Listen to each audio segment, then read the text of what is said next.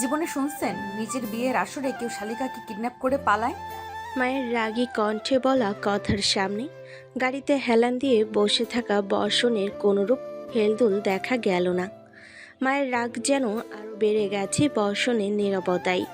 এই যে আপনাকেই বলছি, কোনখান থেকে যে উল্লুক ধরে এনে আব্বু আপনার সাথে আপুর বিয়ে দিচ্ছিল কে জানে। দেখো, তোমারই দোষ। আমি প্ল্যান তো জবরদস্ত করেছিলাম। আমি একা পালালে আমার বাপ লোক লাগিয়ে তুলে নিয়ে বিয়ে দিত। তাই ভাবছিলাম নিজের উডবিকেই কিডন্যাপ করব। তো আমাকে কেন তুলে আনছেন? তোমাদের মেয়েরই তো দোষ। বিয়ে হয় একজনের আর বউ সাজে 100 জন।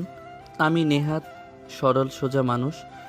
তোমাদের ওই মেকআপের খোলসের ভেতরের চেহারা বুঝবো কিভাবে? আর তোমাদের বোনদের চেহারার যে হালকা মিল আছে আমি জানতাম নাকি? ভাই, কিডন্যাপ করবে ভালো কথা, তবে যাকে কিডন্যাপ করবি তার বায়োডাটাটা তো আগে দেখে নেওয়া উচিত ছিল। আমি তোমার যথেষ্ট বড়, তুই তুকারি করবা না একদম। আর আমি কি প্রফেশনাল কিডন্যাপার নাকি যে আমি এত খোঁজ লাগিয়ে কিডন্যাপ করব? মায়া দীর্ঘশ্বাস ফেলে বলে, আমাকে ফেরত দিয়ে আয় ভাই। আমার আব্বু নাইলে ভাববো আমি কারে না কারে নিয়ে ভাগছি। ভাগছই তো তোমার বোনের উডবিকে নিয়ে। মায়ের চারিদিকে তাকিয়ে কিছু খুঁজতেছে। পরক্ষণেই একটা গাছের ডাল নিয়ে বর্ষণের পিছনে লেগে পড়ছে পেটাবে। বর্ষণ আহমেদ, নেহাল আহমেদ এবং বিথি বেগমের একমাত্র ছেলে। বয়স ২৬, পেশায় একজন গায়ক। ছোট থেকেই গানের দিকে ঝোঁক ছিল আলাদা, যেটা বড় হওয়ার পর পেশায় পরিণত করেছে। মেয়েরা ওর পাগল, তবুও ওর কাউকে ভালো লাগে না। ওর মতে বিয়ে করবে ভিন্নভাবে, আর ভালোবাসা তা হুট করেই হয়ে যাবে। এজন্যই বিয়েতে মত ছিল না, তবু তার বাপ তো তার মতোই তেরা, বিয়ে করাবি। এজন্য আজকে নিজে বাড়ি থেকে পালিয়ে হবু শ্বশুর বাড়িতে লুকিয়ে ঢুকে উডবিকে অজ্ঞান করে কিডন্যাপ করে বহুদূর নিয়ে আসছে। মেয়েটার জ্ঞান ফেরার পর জানালো সে নাকি বউ না। এটা কোনো কথা? সকল কষ্ট বিফলে গেল। আরে মেয়ে, থামো থামো। আমার ফ্যান ক্লাবের মেম্বার নাকি তুমি? এত দৌড় করাচ্ছ যে? মায়া বিরক্ত হয়ে বলে, আমি বাড়ি যাব। আমি প্রফেশনাল কিডন্যাপারের মতো এখন তোমার বাপকে কল করে মুক্তিপণ চাইতে পারবো না। নিজ দায়িত্বে বাড়ি চলে যাও। আজব লোক তো আপনি। আমি কি করে যাব? আর কোনো জঙ্গল টাইপ এলাকায় আসছেন, আশেপাশে গাড়ি ঘোড়াও তো দেখছি না, যাব কিভাবে? আপনার গাড়ি আছে তো, পৌঁছে দেন না ভাই। আমার আপাতত ফেরত যাওয়ার মুড নেই, পারলে নিজে চলে যাও। ভাল লাগে না কিন্তু, প্লিজ আমি রিকোয়েস্ট করতেছি। সুন্দর করে বলো। মায়া দীর্ঘশ্বাস ফেলে বলে, ভাইয়া আমাকে একটু ফেরত দিয়ে আসুন না প্লিজ। বর্ষণ ঘোর বিরোধিতা করে বলে, আমি তোমার ভাই না, সো এটা গ্রহণযোগ্য হবে না। আচ্ছা দুলা ভাই, দিয়ে আসুন না আমাকে বাসায়, প্লিজ প্লিজ। এবার তো ঠিকভাবে বলছি। না, এবারও হয়নি, কারণ আমি তোমার বোনকে বিয়ে করছি না। মায়ের অবস্থা বর্তমানে রেগে নাকের ডগা লাল হয়ে আছে। ফেলে রাখা ডাল পুনরায় হাতে নিয়ে, আব্বে ইয়ার, তুই গাড়ি চালিয়ে আমাকে দিয়ে আসবি নাকি আজকে নিজের থেকে ছোট মেয়ের ডালের বাড়ি খাবি? ভয় দেখাচ্ছ নাকি? মায়া খানিকটা এগিয়ে বলে। আমি 3 গুনবো, এর মধ্যে সিদ্ধান্ত নিন। 1 2। বর্ষণ মায়ার থ্রি বলা পর্যন্ত অপেক্ষা করেনি, চটজলদি গাড়িতে উঠে বসেছে বাধ্য ছেলের মতো। এভাবে ছোট্ট একটা মেয়ের হাতে ডালের বাড়ি খেয়ে মান সম্মান খোয়ানোর কোনো মানে হয় না। মায়াও চুপচাপ গাড়িতে এসে বসেছে। বর্ষণ একবার মায়ের পানে চেয়ে ড্রাইভ করা শুরু করেছে। পুরো বিয়ে বাড়িটাই কেমন শুনশান নীরবতায় চেয়ে আছে। আমিনুল হক রাগ সংবরণ করার চেষ্টা করছেন যথাসম্ভব। বড় মেয়ে বউ সেজে বসে আছি, অথচ বর নাকি উধাও। এটা ফাজলাম হচ্ছে নাকি? আমিনুল হক এবং মিথিলা হকের 2 মেয়ে। বড় মেয়ে মোহনা, সে অনার্স 2য় বর্ষের শিক্ষার্থী। তার 2 বছরের ছোট মায়া, বর্তমানে তার এইচএসসি পরীক্ষা শেষ হয়েছে। মোহনা বেশ ভদ্র এবং শান্তশিষ্ট। কখন কোথায় কিভাবে চলতে হবে তা ভালো মতোই জানে। আর মায়া শান্ত, ভাবে কিছু করতে পারে না। রাগটাকেও কেমন যেন কন্ট্রোলে রাখতে পারে না। বন্ধুর ছেলের সাথে মেয়ের বিয়ে ঠিক করেছিলেন, যা বর্তমানে চরম ভুল সিদ্ধান্ত মনে হচ্ছে। সব কিছুর মধ্যেই হুট করে দেখা গেল বর্ষণকে, যে মায়ের সাথে এখানে উপস্থিত হয়েছে। আমিনুল হক কিছু না ভেবেই ছোট মেয়েকে চর বসিয়ে দিয়েছেন। আমাকে শান্তি দেব না, তাই না?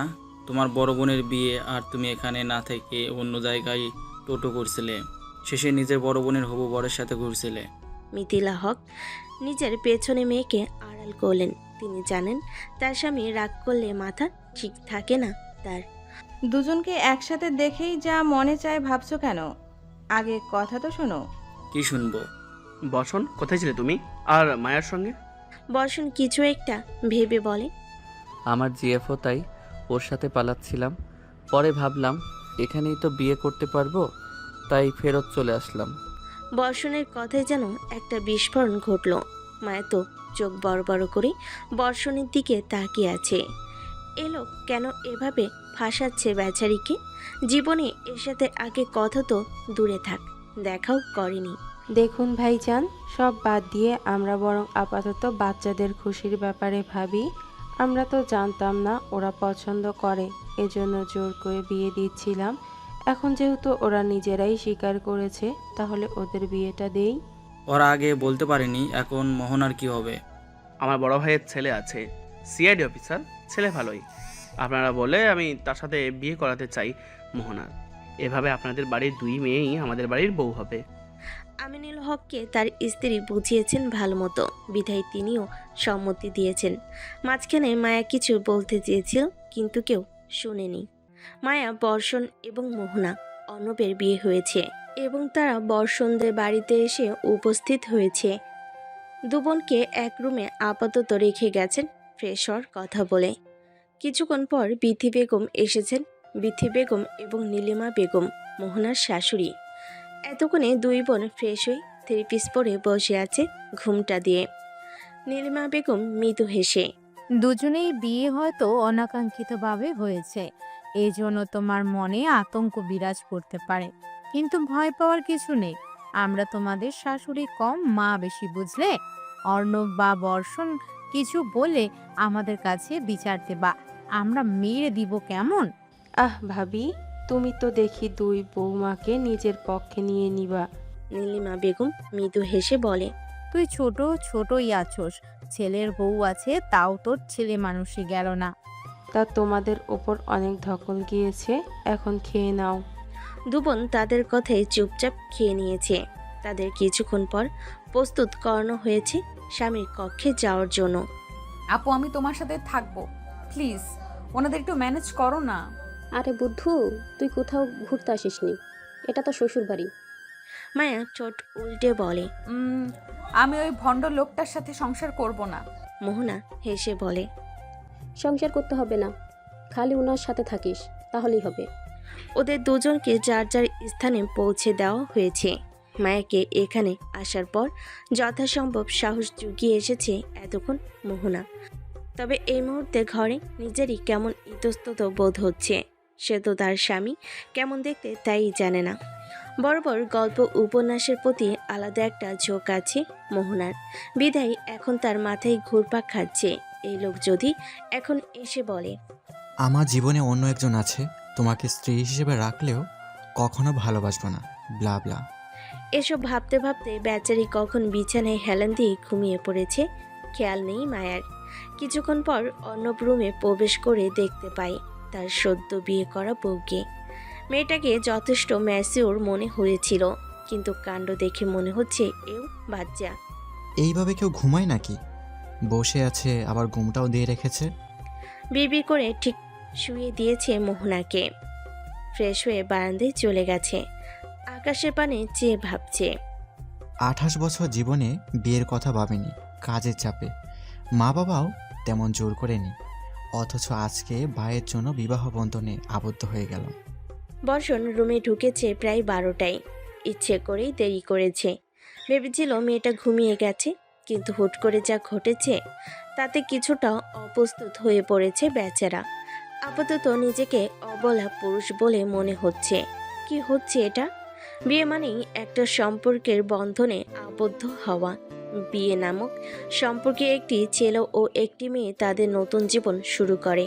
মায়া ও বর্ষণের ক্ষেত্রে এই সম্পর্কের বন্ধনটা বোধহয় অন্য সবার থেকে আলাদা। বর্ষণ রুমে প্রবেশ করতে তাকে মাছ ধরার জালে আটক করেছে মায়া। এটা যেন বর্ষণের পাওনা ছিল। এটা কি হচ্ছে? আমি কি মাছ নাকি? এভাবে আটক করলে যে? বলে সে জাল থেকে মুক্ত হয়েছে। মায়া বর্ষণের কাণ্ড বোধহয় পছন্দ হলো না, তাই তো ওর দিকে বালিশ ছুঁড়ে। নিচে ঘুমাবেন, বিছানা আমার। মামা বাড়ির আবদার নাকি? ঘর আমার, বিছানা আমার, আর তুমি তো বোনাস। সো নিচে শোয়ার প্রশ্নই আসে না কোথাও থেকে। আচ্ছা বলুন তো, আপনার প্ল্যান কি? এইভাবে বিয়ে করার পেছনে নিশ্চিত কোনো উদ্দেশ্য আছে আপনার? বর্ষণ মৃদু হেসে বলে, একদম ঠিক ধরেছ। এই না হলে মিসেস বর্ষণ আহমেদ। আসল কথায় আসুন। বিয়ে আমার করতেই হতো। তোমার বোনকেই হয়তো আমাকে ধরিয়ে দিত জোর করে। আমার মনে হয়েছে তোমার বোনের থেকে তোমাকে বিয়ে করে আমার লাইফ ইন্টারেস্টিং হবে। সো এই জন্য আমাকে এইভাবে অপবাদ দিয়ে বিয়ে করলেন? মেয়ে লাগলে আমাকে বলতেন। আমার তো তোমাকে ভাল লাগছে, অন্য মেয়ে দিয়ে কি করতাম? আপনার মাথা। আপনি বিছানায় আসবেন না বললাম। এইদিকে পা বাড়ালে ঝাড়ু দিয়ে পা ভেঙে দিব। বর্ষণ ঠোঁট কামড়ে হেসে বলে, বোকা নাকি? ঝাড়ু দিয়ে আমার পা ভাঙতে পারবা না? অত কিছু জানি না, আপনাকে মারমু। ওকে আসো, পিলো ফাইট করি। যে জিতবে বিছানা তার। মায়া একটু ভেবে বলে। ওকে, ডান। দুজনে পিলো ফাইট করতে করতে পুরো বিছানায় তুলেই ভরে ফেলেছে এবং এলোমেলো হয়ে ঘুমিয়ে পড়েছে। দুজনে শুরুটা তাদের সম্পর্কের মতোই এলোমেলো হলো। সকালের মিষ্টি রোদ চোখে এসে পড়তেই ঘুম ভেঙে যায় মোহনার। সে চারিদিকে তাকিয়ে মনে করার চেষ্টা করছে তার রুমে সে নেই কেন। পরবর্তীতে মনে পড়েছে তার তো বিয়ে হয়ে গিয়েছে। তার ভাবনার মাঝেই বাইরে থেকে অর্ণব রুমে প্রবেশ করে। তা ম্যাডাম, কি আরও ঘুমাবেন? সকাল 9টা বাজে। মোহনা হক চুকিয়ে গেছে, বলে, কি এত বেজে গেছে? আগে ডাকেননি কেন? এই বলে তাড়াহুড়ো করে দৌড়ে ফ্রেশ হতে চলে গেছে। আয়নার সামনে বসে আছে মোহনা। ভাবতেছে মান সম্মান শেষ। প্রথম দিন এত দেরিতে উঠল। পরক্ষণেই বিছানায় অর্ণবকে বসে থাকতে দেখে ভুরু কুঁচকে। আপনি কি আমার বর? অর্ণব মোহনার দিকে দৃষ্টি নিক্ষেপ করে বলে, আমার রুমে অনুমতি ছাড়া কেউ প্রবেশ করে না। সেখানে আমার বউয়ের কাছে নিশ্চিত পরপুরুষ এসে বসে থাকবে না। সোজাসুজিভাবে হ্যাঁ বা না বললেই তো হতো। এত ঘুরিয়ে পেঁচিয়ে বলেন কেন? তুমি কালকে ওয়েট না করে ঘুমিয়ে পড়লে কেন? তোমার সাথে পরিচিত হব ভাবছিলাম, তার তো সুযোগই পেলাম না। অর্ণবের কথাই মোহনা খানিকটা লজ্জা পাইছে। পরক্ষণে নিজেকে সামলে বলে, মানে অনেক ক্লান্ত ছিলাম, চোখ লেগে এসেছিল। আপনি ডাকলেই তো হতো। যেভাবে ঘুমিয়েছিলে মায়া লাগবে যে কারোই ডাকতে। আমি এত নির্দয় নই। আমি বরং নিচে যাই, সবাই মেবি বকবে। চিল করো, আমাদের বাড়ি অন্যান্য বাড়ির মতো অত করা নয়। শোনো, এখানে আমার বাবা সবার থেকে বড়, আর বড় ছেলে আমি অর্ণব আহমেদ, আর ছোট মেয়ে হচ্ছে অনামিকা জাহান, তোমার বোনের বয়সী মেবি। ছি, কেমন ভাই আপনি? নিজের বোনের সঠিক বয়স বলতে পারছেন না? অর্ণব তীক্ষ্ণ দৃষ্টি নিক্ষেপ করে বলে, আমি আমার বোনের এজ জানি, তোমার বোনের জানি না, বাট তার বয়সী হবে আন্দাজ করে বলেছি তোমার সুবিধার্থে। পুরো কথা শোনো চুপচাপ। সরি, আপনি বলুন। আমার বাবা ছোট ভাই হচ্ছে বর্ষণের বাবা, তার একটাই ছেলে। আমাদের পরিবার বলতে মাত্র 7 জন ছিলাম, এখন তোমাদের নিয়ে 9 জন হয়েছি। বুঝেছি। দেখো, আমি জানি আমাদের সম্পর্কটা হুট করেই তৈরি হয়েছে। আমি বা তুমি কেউই কাউকে ঠিক মতো চিনি না বা জানি না। এখন যেহেতু সম্পর্কটা তৈরি হয়েছে, সো আমরা নতুন করে সব শুরু করব। তাই তোমার যদি আমার কোনো ব্যবহার খারাপ লাগে আমাকে ডিরেক্ট বলবা, কখনো মনের মধ্যে লুকিয়ে দুঃখ পাবা না। রাগ করলে মুখের উপর রাগ ঝেড়ে ফেলবা, কেমন? মোহনা মুগ্ধতার সহিত মাথা নাড়াচ্ছে। তার নিকট মনে হচ্ছে অর্ণব যেন তার কল্পনার উপন্যাসের কোনো হিরো। কই হারালে? মানে আমি বরং নিচে যাই বলে কোনো রকম রুম থেকে বের হয়ে গেছে। অর্ণব মোহনার কাণ্ডে হাসছে। মেয়েটা যতই বড় হোক, ভেতর থেকে যে বাচ্চা। মানুষ, তার বুঝতে বাকি নেই অর্ণবের। মোহনা নিচে আসতেই দেখতে পাই তার ছোট বোন শাশুড়িদের সাথে গল্প করছে। বোনকে দেখতে পেয়ে একগাল হেসে মায়া এগিয়ে আসছে। আপু, আজকে আমি ফার্স্ট। তা তো দেখতেই পাচ্ছি। তা মায়া, মোহনা, আজকে তো প্রথম দিন, তোমাদের কিছু খাওয়াবা না? জি, আপনারা বলুন, আমরা করে নেব। শোনো, কিছু করতে হবে না, কাজের লোক আছে। পায়েস করা হয়েছে, দুটো স্পেশাল বাটিতে আলাদা করে রাখা আছে তোমাদের বড়দের জন্য। সেগুলোতে লবণ দেয়া হয়েছে, তাদের গিয়ে খাওয়াও। তুই নিজের বাড়ির ছেলেদের বিরুদ্ধে ষড়যন্ত্র করছিস। ছি বিথি, ছি। নাটক কম করো ভাবি, তুমিই তো আইডিয়া দিছো। চুপ, সব সময় সত্যি কথা বলতে হয় না। আপনাদের দুজনের বন্ডিংটা না অনেক সুন্দর। আমার না তোমাদের খুব ভাল লাগছে। নীলিমা বেগম মুচকি হেসে দুজনের মাথায় হাত বুলিয়েছেন। তোমরাও আমাদের মতো খুনসুটিতে মেতে থাকবা, চিন্তা করো না। দোয়া করবেন আমাদের জন্য। যাও, বড়দের খাওয়াও গিয়ে পায়েস। দরকার কি, সকাল সকাল টেস্ট খারাপ হবে। আপু চলো তো, বড়দের কথা শুনতে হয়, তুমি জানো না? মোহনার ইচ্ছে না থাকা সত্ত্বেও নিয়ে গেছে বাটিটা। মায়া বর্ষণের সামনে হেসে পায়েসের বাটিটা এগিয়ে দিয়েছে। বর্ষণে কেমন যেন খটকা লাগছে। এই মেয়েকে একদিনেই ভালোভাবে চিনে ফেলেছে সে। নিশ্চয়ই পায়েসে গন্ডগোল আছে, এখন না নিলেও খারাপ দেখায়। কিছু একটা ভেবে বর্ষণ বলে উঠল। তুমি আমার একটা মাত্র বউ, এত যত্ন করে খাবার আনছো, আমি তো খাবই, তবে তুমিও আমার সাথে খাবা। জানোই তো, শেয়ারিং ইজ কেয়ারিং। আমি পায়েস খাই না। চামচ এগিয়ে দিয়ে হা করো বউ, একটু খেলে কিছু হবে না। ওকে, আমি খাবো, তাহলে আপনারও খেতে হবে জোর করে। ঠিক আছে। পরবর্তীতে দুজনকে একে অপরের পেছনে লাগার দরুন লবণাক্ত পায়েস খাওয়া লাগছে। এদিকে মোহনা লবণাক্ত পায়েস খাওয়ায়নি তার বরকে। কেমন মায়া লাগছে তার, সে ভেবে পায় না তার বোনের নাম মায়া, অথচ মায়া তার লাগে বেশি। অর্ণব আচমকা পেছনে এসে পড়াই কিছুটা অপ্রস্তুত হয়ে পড়েছে মোহনা। আপনি কিছু বলবেন? এটাও নাও। মোহনা ভুরকুচকে অর্ণবের দিকে তাকিয়ে আছে। আসলে তোমাকে কিছু একটা দিতে বলছিল মা, বুঝছিলাম না তোমার কি ভালো লাগবে, এজন্য তোমার সম্পর্ক খোঁজ লাগিয়ে শুনেছি তুমি গল্প উপন্যাস পড়তে পছন্দ করো, তাই 5টা উপন্যাসের বই কিনে আনলাম। আপনি না অনেক ভালো। আমি ভেবেছিলাম বিয়ের পর বড়রা অনেক রাগী রাগী হোপ মার্কা হয়, বাট আপনি পুরোপুরি ভিন্ন। আজকে আমার কাজের জন্য বাইরে যেতে হবে, তুমি ঘুমিয়ে পড়ো কেমন? মোহনা বাধ্য মেয়ের মতো মাথা নাড়াইছে। রাতের আকাশ যেন এক রহস্যময় ক্যানভাস। নিভে যাওয়া দিনের আলোকে বিদায় জানিয়ে ধীরে ধীরে নেমে আসে এক অপার্থিব নীরবতা। এই নীরবতার মাঝেই উপন্যাসের কয়েকটা পাতা পড়ে ক্লান্ত মোহনা। অন্য সময় হলে ঘুম না আসা অবধি পড়তে থাকতো, কিন্তু আজ কেমন যেন অদ্ভুত লাগছে। তার মনে হচ্ছে তার জীবনটা কোনো উপন্যাসের মধ্যেই আটকা পড়েছে, হয়তোবা কোনো স্বপ্ন এটা। এই ভেবে একটা ডায়েরিতে লিখতে বসেছে তার স্বপ্নের কথা। সবাইকে নিয়ে লিখছে, তবে অর্ণবকে নিয়ে লিখতে গিয়েই কেমন যেন থমকে গেছে। তাকে দেখে মনে হয় সে যেন আমার কল্পনার উপন্যাসের পাতা ছিঁড়ে নেমে আসা হিরো। চোখে একরাশ লিপিবদ্ধতা, কথায় এক ফোঁটা মায়া। আর আমি তো নিছক পাঠিকা, ভাগ্যক্রমে হিরোর গল্পের অনাকাঙ্ক্ষিত নায়িকা। লেখাটা কয়েকবার দৃষ্টি আকর্ষণ করেছে তার। এটা কি সে নিজে লিখল?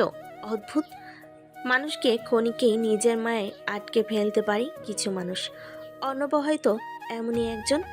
তবু কোথাও একটা অজানা শঙ্কা ধুকপুক করছে। জীবনের গল্প কি এতটাই সহজেই উপন্যাসের মতো এগোয়, নাকি পরবর্তী পাতায় লুকিয়ে আছে এমন কিছু যার জন্য এখনো একদমই প্রস্তুত না? নারীদের নিজস্ব কোনো ঘর নেই বলা যায়। বিয়ের আগে বাবার বাড়ি, পরে শ্বশুর বাড়ি, এমনকি স্মৃতির আঁচড় বসানো বাবার বাড়িতেও যেন তারা কেবল অতিথি। চিরপরিচিত দেওয়ালগুলো কেমন যেন অচেনা ঠেকছে। কই, আগে তো এমন লাগতো না। এখন বিয়ে হয়েছে বলে কি বড় হয়ে গেছে? মোহনা মায়ের হাত ধরে আস্তে করে। বেশি ভাবিস না বনু, বিয়ের পর একটু একটু এমন লাগবেই। এর আগে কটা বিয়ে করেছো যে এত ভালোভাবে বলছো? ধুর, তুই সিরিয়াস মুড থেকে কখন যে উল্টাপাল্টা কথা বলে ফেলিস, নিজেও মেবি বুঝোস না। একটা কথা বলি ভাবি, তোমার বোন না আমাকে অনেক অত্যাচার করে, একটু বকে দিও তো। তুমি মনে হয় অনেক ভালো মানুষ, আমার তো মনে হয় বেচারি তোর অত্যাচারে অতিষ্ঠ। আজব, তুই না আমার বড় ভাই, তাহলে এর পক্ষ নিচ্ছিস কেন? আপনি ভুল, তাই আমার প্রশ্ন নিচ্ছেন। আমি অলওয়েজ ঠিক, তুমি সব সময় ভুল। থাম ভাই, বাড়ি গিয়ে ঝগড়া করিস, এটা তোর শ্বশুর বাড়ি। সবাই চুপ হয়ে গেছে। মায়া বর্ষণকে দেখে মনে হচ্ছে তাদের এখনো কথা কাটাকাটি বাকি আছে। অর্ণবের জন্য জোর করে চুপ থাকতে হচ্ছে। খাবার টেবিলে নতুন বরদের আপ্যায়নের জন্য যথাযথ ব্যবস্থা করা হয়েছে। তাদের জন্য খাবার বেড়ে দিচ্ছেন তাদের শাশুড়ি মিথিলা হক। আমি জানি বিয়েটা হুট করে হয়েছে, কিন্তু আমার মেয়েদের কোনো অনাদর কিন্তু আমি সহ্য করব না। কখনো যদি শুনেছি তোমাদের কারো জন্য ওদের চোখে জল এসেছে, তাহলে কিন্তু আমি আমার মেয়েদের নিয়ে আসবো। মানে চোখের জল তো এমনিতে অনেক কারণেই আসতে পারে, এজন্য আমাদের বউদের ফেরত আনা বেশি হয়ে যায় না শ্বশুরমশাই? আপনার ছোট মেয়ে যে তিরিং বিরিং করে, এতে ব্যথা পেয়েও তো কাঁদতে পারে। অর্ণব বর্ষণের মাথায় গাঁটটা মেরে বলে, উনি বুঝিয়েছেন অত্যাচার কিংবা চিট করার বিষয় আর। তো সেটা খোলাখুলি বললেই তো হতো। আমিনুল হক দীর্ঘশ্বাস ফেলে বলেন, দেখেছো মিথিলা, কি মেয়ের জামাই জুটেছে? তোমার মেয়ে একে সামলাবে নাকি তোমার মেয়েকে এ সামলাবে? চিল শ্বশুরমশাই, একে অপরকে সামলিয়ে আমরা আপনার চিন্তা দূর করব। আসলে ও একটু এমনই, কিছু মনে করবেন না আঙ্কেল। তবে মায়া ওর সাথে ভালোই থাকবে, চিন্তা করবেন না। মিথিলা হক স্বামীকে আশ্বস্ত করে বলছেন। বিদায় উনি শান্ত হয়েছেন। তবে এই বর্ষণ এমন কেন, এভাবে মায়ের মাথা খারাপ হয়ে যায়। বেচারি নেহাত একটু চঞ্চল বেশি ছিল, কিন্তু এ তো পুরাই চিল টাইপের লোক। ঝগড়ার মাঝে যদি ভালোবাসা খুঁজে পাওয়া যায়, তবে এদের সংসারটা হয়তো টিকে যাবে। অন্যথায় এটা হবে একটা চিরন্তন নাটক। অর্ণব, বর্ষণ, মায়া এবং মোহনা ডাইনিং টেবিল রুমে একসাথে বসে গল্প করছে। বর্ষণ এবং মায়া কিছুক্ষণ পরপর সাপ বেজির মতো ঝগড়ায় জড়িয়ে পড়ছে, আর অর্ণব মোহনা তাদের থামাচ্ছে। চলো আমরা ঝগড়া বিবাদ ভুলে ট্রুথ অ্যান্ড ডেয়ার খেলি। ওকে চলো। মোহনা মায়াও অর্ণবের কথায় রাজি হয়েছে। তারা খেলা শুরু করেছে। খেলার মাঝে মোহনার দৃষ্টি বারবারই অর্ণবের উপর স্থির থেকেছে, আর বর্ষণ যথাসম্ভব মায়াকে জ্বালাতন করছে। বর্ষণ, একটা গান গেয়ে শোনা, অনেকদিন তোর গান শোনা হয় না। ব্রো, তুইও ভালো গান গাইতে পারিস, সো আজকে তুই গিয়ে শোনা। ভাইয়া, একটা গান গেয়ে শোনান না। কাকের কণ্ঠে শোনার থেকে কোকিলের কণ্ঠ শোনা বেটার। তুমি কি কোকিল সম্বোধন করে আমার সুনাম করলে নাকি বদনাম? আরে ওর মতে ওটাই সুমনেই। ভাবি, তোমার বোনকে বেশি বেশি চিনি খাওয়াবা, মুখ থেকে খালি তেতো তেতো কথা বের হয়। মায়া ফুঁসে মুখ অন্যদিকে ঘুরিয়ে নিয়েছে। বর্ষণের সঙ্গে কেবল তার মান অভিমানই চলতে থাকে। অর্ণব সবার পানে তাকিয়ে দীর্ঘশ্বাস ফেলে গাওয়া শুরু করেছে আনমনে। বহুদিন ভাব তরঙ্গে বেসেছি কতই রঙে, বহুদিন ভাব তরঙ্গে বেসেছি কতই রঙে, সুজনের সঙ্গে হবে দেখাশোনা, সুজনের সঙ্গে হবে দেখাশোনা, তারে আমার আমার মনে করি, আমার হয়ে আর হইল না, তারে আমার আমার মনে করি, আমার হয়ে আর হইল না। দেখেছি দেখেছি রূপসাগরে মনের মানুষ কাছা শোনা, দেখেছি রূপসাগরে মনের মানুষ কাছা শোনা। গান শেষে হাততালিতে মুখরিত হয়েছে চারিদিক। মোহনা মুগ্ধ হয়ে চেয়ে আছে অর্ণবের দিকে। লোকটাকে বরাবরই ভালো লাগে তার। লোকটা কেমন অদৃশ্য মায়ায় আটকে ফেলেছে মায়াকে। ভাই, আমার সাথে যোগ দে, একসাথে গাই চল। কোনো প্রয়োজন নেই ভাই, আমি আমার জায়গায় সন্তুষ্ট। ঠিক বলেছেন ভাইয়া, শুধু শুধু এইসবে জড়ালে পার্সোনাল লাইফও রাখবে না কেউ, পরে মিডিয়া সব সময় পেছনে লেগে থাকবে। তুমি এখনো আমার সাথে থেকে এরকম পরিস্থিতিতে পড়েছো নাকি? পড়িনি এখনো, তবে পড়তে কতক্ষণ। বর্ষণ কিছু বলতে যাবে, কিন্তু তার আগেই অর্ণব থামিয়ে দিয়েছে। পরক্ষণেই কিসের একটা মেসেজ আসায় দুভাই উঠে বেরিয়ে গেছে। মায়া মোহনা নিজেদের মতো চুপচাপ বসে আছে। অন্যবার বর্ষণ যে বিকেলবেলায় গেছে এখনও তাদের দেখা নেই। আপু, তোমার কি মনে হয় না আমাদের সাথে যা হচ্ছে সব অদ্ভুত? এমন কেন মনে হচ্ছে তোর? দেখো, হুট করে তোমার বিয়ে ঠিক হয়েছিল, তারপর তোমার উডবি বরের আমাকে কিডন্যাপ করে আবার ফেরত আনা, তারপর আমাকে জিএফের পরিচয় দিয়ে বিয়ে করা এবং তোমার সাথে তার বড় ভাইয়ের নির্দ্বিধায় বিয়ে হওয়া, সব কেমন একটার সাথে আরেকটা মেলানো মনে হচ্ছে না? হুম, কে বলেছে তুই তিরিং বিরিং করা ছাড়া কিছু পারিস না? বললেই তো ডিটেকটিভ এর মতো ভাবতে পারিস। মায়া চুপ করে বসে থাকে। সব কিছু যেন সাজানো নাটকের মতো মনে হচ্ছে তার। কিছুতেই সে মোহনাকে বোঝাতে পারছে না এই অস্বাভাবিক মিল, এই হুট করে ঘটা বিয়ে, কিডন্যাপ নাটক, সব কিছু যেন ইঙ্গিত দিচ্ছে কিছু একটা ঠিক নেই। এসবই কি মায়ের মনের ভ্রম, নাকি সত্যি এর পেছনে লুকিয়ে আছে কোনো রহস্য? চারিদিকে নিস্তব্ধতা, ধোঁয়াটে আলোয় আবছা দেখা যাচ্ছে ভাঙা গুদামঘরের দেওয়াল। মাঝে এক কোণে পড়ে আছে রক্তাক্ত একটা শরীর। তার সামনে কালো পোশাকধারী একটা লোক দাঁড়িয়ে আছে, যার ঠোঁট দুটো লাল হয়ে জ্বলছে। ঠোঁটের কোণে জেগে উঠেছে শয়তানি এক হাসি। হাত মুঠো করা একটা মেয়ের ছবির ওপর আঙ্গুল বুলিয়ে নিল সে, যেন সেই স্পর্শে কিছুটা শান্তি খোঁজে। আমার চড়ি পাখিকে আমার থেকে কারার স্পর্ধা দেখানো, হাড়ে হাড়ে বুঝিয়ে দিব এর শাস্তি কতটা ভয়ঙ্কর হতে পারে। ঠান্ডা গলায় কথাগুলো বলেই সামনে পড়ে থাকা লোকটার বুকের উপর কয়েকটা গুলি চালিয়ে দিল। শব্দ নয়, যেন প্রতিশোধের স্পন্দন ছড়িয়ে পড়ল চারিদিকে। পাশে দাঁড়িয়ে থাকা চেলারাও থমকে গেছে, কেউ নড়ছে না, নিঃশ্বাস নিতেও যেন ভয় পাচ্ছে। লোকটা এবার বাঁকা হেসে বলে, আমার জিনিসের দিকে হাত বাড়িয়েছে ওরা, এবার আমি ওদের দেখাবো কাকে খেলায় নামিয়েছে। অন্ধকার প্রতিশোধের ছায়া কাটিয়ে আহমেদ বাড়ির আঙ্গিনায় তখন অন্য এক খুনসুটি ঝড়। বাড়িতে ঢুকে কান ঝালাপালা করে দিচ্ছে অনামিকা। এক হাতে ব্যাগ চুড়ে ফেলে বলা শুরু করেছে, এটা কেমন বাড়ি? দুইটা বিয়ে, আর আমি জানলাম না। নীলিমা বেগম বিথি বেগম হেসে বলেন, মামা বাড়ি যাওয়ার পর কল করে বলেছিলাম তো তোর বর্ষণ ভাইয়ের জন্য মেয়ে দেখছি আমরা। বলেছিলে? কোন ঘুমের ঘরে ছিলাম আমি তখন? আমি না বলেছিলাম নিজে পছন্দ করে দেব বউ, আমার ভাইয়ের বউ আমার পছন্দের হবে। তার গলা কেঁপে উঠল, চোখে পানি টলমল করছে। সবাই মিলেই আমার স্বপ্নে এক বালতি পান ঢেলে দিল। দুইটা বিয়েই তো দিয়েই দিলে, আমাকে এর মাঝে হস্তক্ষেপ করানোর প্রয়োজন বোধ করলে না।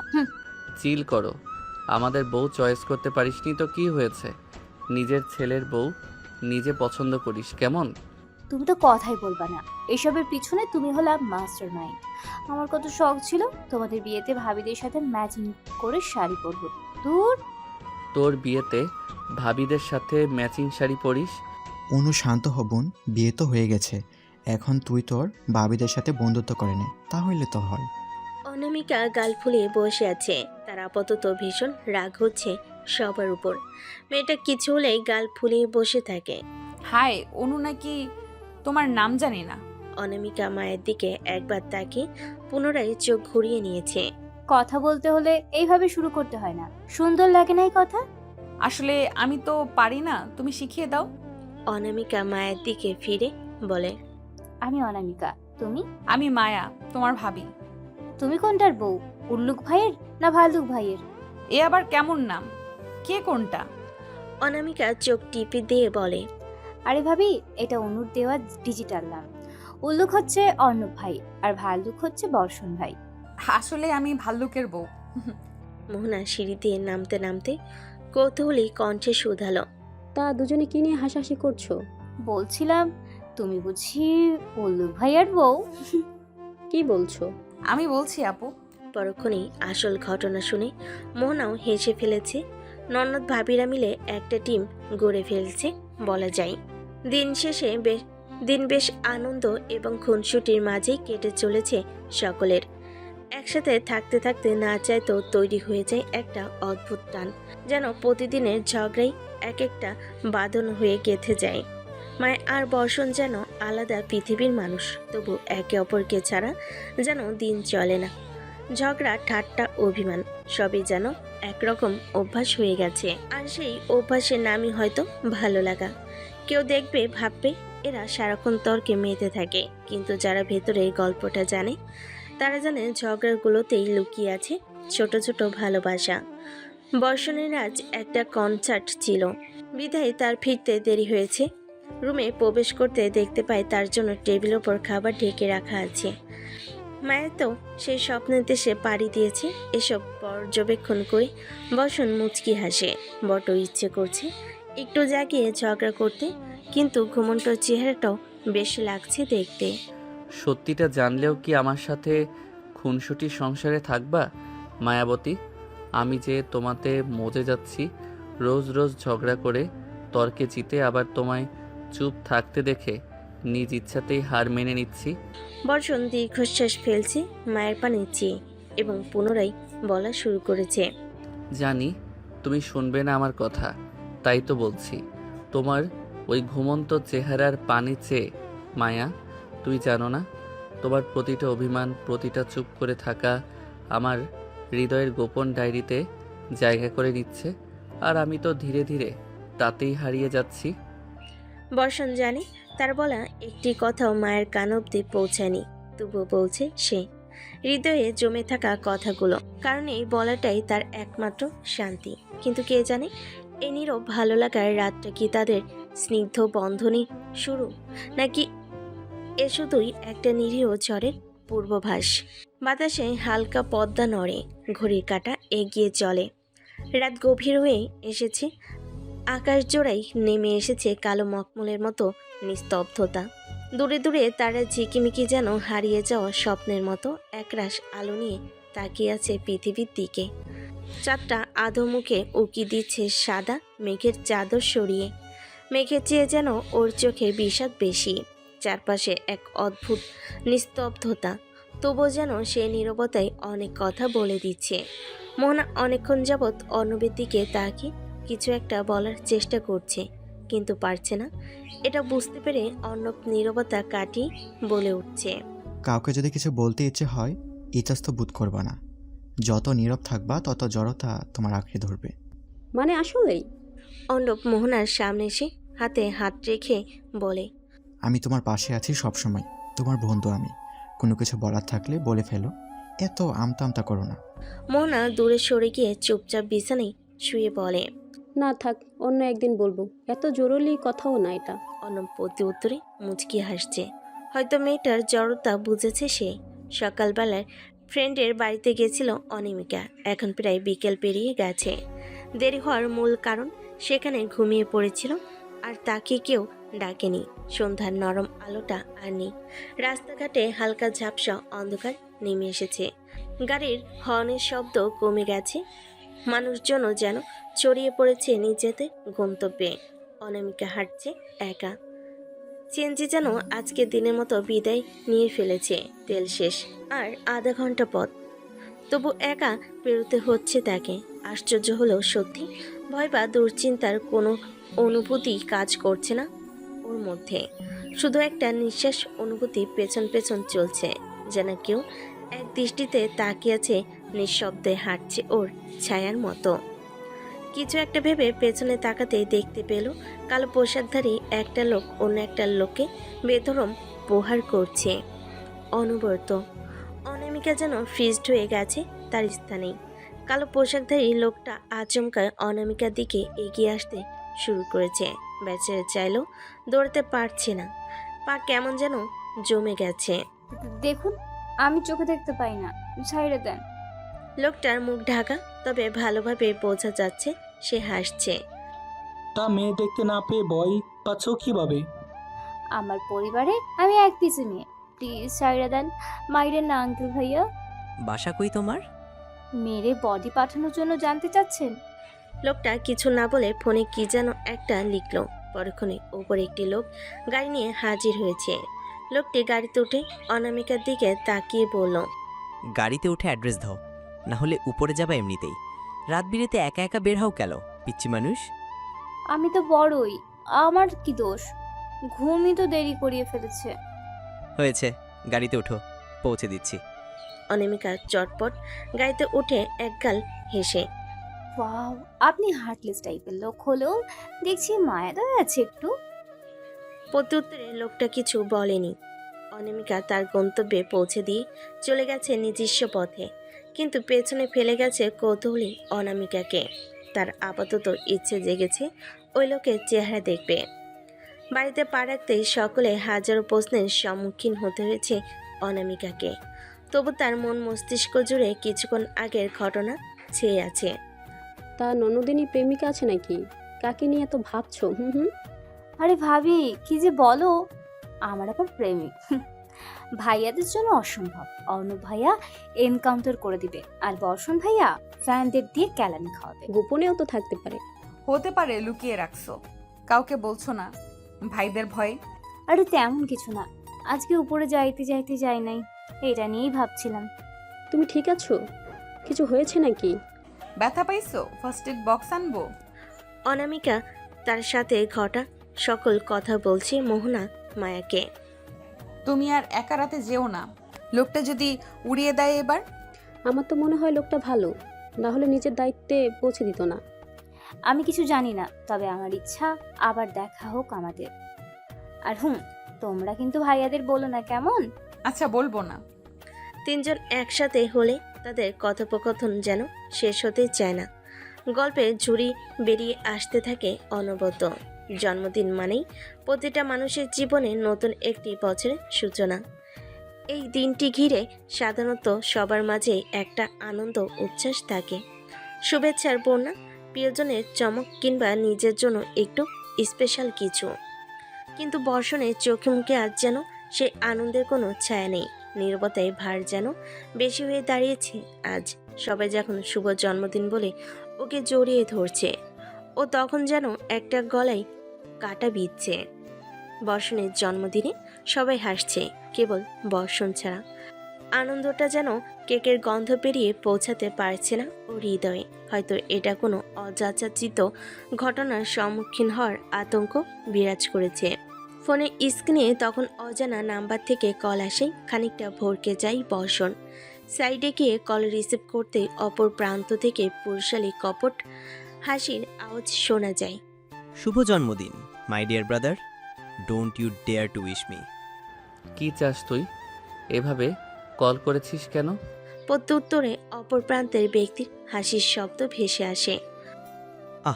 বড্ড কষ্ট হচ্ছে। আমি তোকে উইশ করলাম, বিনিময়ে তুই এরকমভাবে কথা বলছিস। So bad. দেখ, তুই খারাপ আমি জানি, আর তুইও জানিস যে আমিও ভালো মানুষ নই। সো হেয়ালি করিস না একদম। অপর প্রান্তের ব্যক্তি শান্ত গলায় বলল, I know who are you and who I am. So আমি চাই সবাই জানুক। দেখ, আমি শত্রুতা চাই না, আমরা তো বন্ধুত্ব করতেই পারি। অপর প্রান্তের ব্যক্তির কণ্ঠ যেন মুহূর্তেই কঠোর শোনালো। আমার সব তুই কেড়েছিস, এইবার কড়াই গুন্ডাই ছিনে নিতে আসবো আমি। হ্যাঁ, তুই বরাবরই ভুল বুঝেছিস। অপর প্রান্ত থেকে তার কথা শোনা গেল না, হয়তো কল কেটে দিয়েছে। বর্ষণ ফোনের স্ক্রিনে তাকিয়ে দীর্ঘশ্বাস ফেলল। সবাই সত্যিটা জানলে কি বর্ষণ কি ভুল বুঝবে? বর্ষণ মনমরা হয়ে ছাদের এক কোণায় বসে আকাশে পানে চেয়ে হয়তো তারা গুনছে। মায়া বুঝতে পারছে এই লোকটার কিছু তো হয়েছে, না হলে এতক্ষণ ঝগড়া করতো, হইহুল্লোড় করতো। তা না হওয়াই নিজেই এগিয়ে এসেছে। আজকে চারটা উল্টো দিকে উঠেছে কিনা তা দেখেছেন বুঝি? বর্ষণ ভুরকুচকে মায়ার দিকে তাকায়। মায়া মুচকি হাসি দিয়ে বর্ষণের পাশে বসে পুনরায় শুধালো, রাতের বেলা চাঁদ দেখা ভালো, তবে অতিরিক্ত নয়, কারণ জন্মদিনের দিন এমন হাবভাব দেবদাসর লক্ষণ। বর্ষণ হকচকিয়ে ওঠে, তারপর হেসে, মায়ার বাচ্চি, তুমি কি আমাকে একটু সিরিয়াস হতে দিবা না, তাই না? একটু ভদ্র হয়ে গেছিলাম, তোমার চক্করে এই ভদ্র সত্তা ধরে রাখতে পারলাম না। চলো, এর শাস্তি স্বরূপ ছাদ থেকে ফেলে দেই। মায়া লাফিয়ে উঠে দৌড় দিছে। একদম না, ফালানো তো দূরের কথা, নাগালি পাবেন না আমার। বর্ষণ মুচকি হেসে মায়ের পিছনে ছুট লাগিয়েছে। তারা এখনো একে অপরের ভালোবাসায় আটকা পড়েনি। তবুও একে অপরে সুখ দুঃখের সঙ্গী ঠিকই হয়ে উঠেছে। মোহনা রুমে প্রবেশ করতে চমকে যায়। বিছানার উপর কিছু গিফটের প্যাকেট রাখা আছে। অর্ণব মোহনার দিকে তাকিয়ে হাসছে। হাসেন কেন? এমনি তোমার জন্য গিফট আছে, দেখো পছন্দ হয় কিনা। জন্মদিন আপনার ভাইয়ের, অথচ গিফট দিচ্ছেন আমায়? আমার বাবা আমাকে শিখিয়ে গিয়েছে, বুঝলে তো, সুযোগ পেলে বউকে গিফট করতে হয়, তাহলে বউকে খুশি রাখা যায়। আমি নিজে থেকে করছি না, সত্যি মা বলেছিল তোমার জন্য কিছু কিনে আনি। মোহনা অর্ণবের কথা বিশ্বাস করলো নাকি বোঝা গেল না। সে গিফটগুলো খুলে দেখতে লাগলো কি কি আছে। মোহনা দীর্ঘশ্বাস ফেলে বলে, এগুলা কি?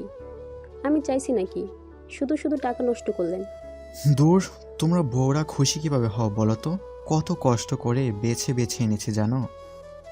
মোহনা নরম গলায় শুধালো, আরে এভাবে বলিনি, আমার সব পছন্দ হয়েছে, কিন্তু 3টা শাড়ি, লাল নীল কালো, ছোট উপন্যাসের বই, 12 জোড়া কাচের চুড়ি, এগুলো একটু বেশি হয়ে গেল না? অর্ণব প্রতিবাদের স্বরে বলল, আমি আমার বউকে যা মন চাই গিফট করছি, তুমি এই নিয়ে কথা বলার কে? চুপচাপ এগুলো রাখো। কথা এটা না, কথা হচ্ছে আপনি কি নামতা গুণে এসব কিনেছেন? অর্ণব মোহনার কথায় খুব একটা পাত্তা না দিয়ে বিছানার এক সাইডে আরাম করে শুয়ে পড়েছে। মোহনা পুনরায় একই কথা জিজ্ঞেস করলো। অর্ণব পুনরায় ঘুম ঘুম চোখে মোহনার দিকে তাকিয়ে বলল, এইটুকু বুঝো না, ভাগ করেছি 2 দিয়ে, 12 দিয়ে শুরু করেছি এবং 3 দিয়ে শেষ করেছি। মোহনা থতমত খেয়ে অর্ণবের দিকে তাকিয়ে আছে, কিন্তু অর্ণবের তাতে খেয়াল নেই। সে গভীর ঘুমে আচ্ছন্ন হয়ে গেছে। আজ রাতটা যেন এক একজনের জন্য এক এক রকম, কারোর জন্য আনন্দের, কারোর জন্য বিষণ্ণতার, তবে কোনো অনুভূতি যেন ছুতে পারছে না অনামিকাকে। সে বসে আছে, চোখের পাতার ফাঁকে কল্পনায় এঁকে চলেছে সে অচেনা আগন্তুককে, অথচ কাগজের পাতায় আঁকা হচ্ছে না যাকে মাত্র এক ঝলক দেখেছিল। সে এখন মনে গভীর দাগ কেটে গেছে। তার সাথে আবার দেখা না হওয়া পর্যন্ত মনে হচ্ছে আগন্তুক নয়, যেন কোনো অদৃশ্য অভিশাপ ভর করেছে তার মনে। সে লোকটা এখন অনামিকার অবচেতন মস্তিষ্কে এক আশ্চর্য ভূত হয়ে ঘুরে বেড়াচ্ছে। দেখা কি হবে আমাদের আবার? ভয় দেখান যাই করুক, একটিবার আপনার দেখার যে বড্ড শখ আমার শখটা কি পূরণ হবে মিস্টার আগন্তুক? অনামিকার বলা কথা হয়তো তার আগন্তুকের নিকট পৌঁছায় না, তবু একটা আশ্বাস থেকে যায়, আবার হয়তোবা দেখা হবে অজানা পথে। চারিদিকে নিস্তব্ধতা, বড় বাড়িটার প্রতিটা করিডরে যেন শূন্যতা পায়চারি করছে। মার্বেলের মেঝেতে ঠান্ডা পৌঁছায়, দেওয়ালে ঝুলে থাকা পুরনো ছবিগুলো আধো আলোয় যেন চোখ মেলে তাকিয়ে আছে সময়ের দিকে। বাতাস ভারী, যেন জমে থাকা দীর্ঘশ্বাসে ঠাসা। ঘরের ভেতর মৃদু আলো জ্বলছে। হল ঘরের মাঝখানে একটা সোফা, তার এক পাশে হেলান দিয়ে বসে আছে নির্ঝর। হ্যাঁ, এই বাড়িটার মালিক সে, কিন্তু আজ যেন সে নিজেই অতিথি হয়ে গেছে নিজের জীবনে। একটা কাচের গ্লাস হাতে, তাতে জল নেই, আছে শুধু অতীতের ছায়া, বিষণ্ণতার ছায়। চোখ বন্ধ করে আছে সে। হুট করে কারো পায়ের শব্দ শোনা যায় এবং কণ্ঠ কর্ণে এসে পৌঁছায়। স্যার, আপনার মা আপনার সাথে দেখা করতে চাচ্ছেন। হাতের গ্লাসটা তৎক্ষণাৎ ভেঙে রক্তে ভরে যায়। রাগীভাবে চেয়ে, ওই মহিলাকে নেক্সট টাইম আমার মা সম্বোধন করলে তোর আর নেক্সট দিন দেখা লাগবে না, মাইন্ড ইট। লোকটা মাপ চেয়ে পরিষ্কার করা শুরু করে দেয়। নিচর একবার তার দিকে তাকে উঠে চলে যায় নিজের কক্ষে। বারান্দায় দাঁড়িয়ে পকেট থেকে সিগারেট বের করে ধরায়।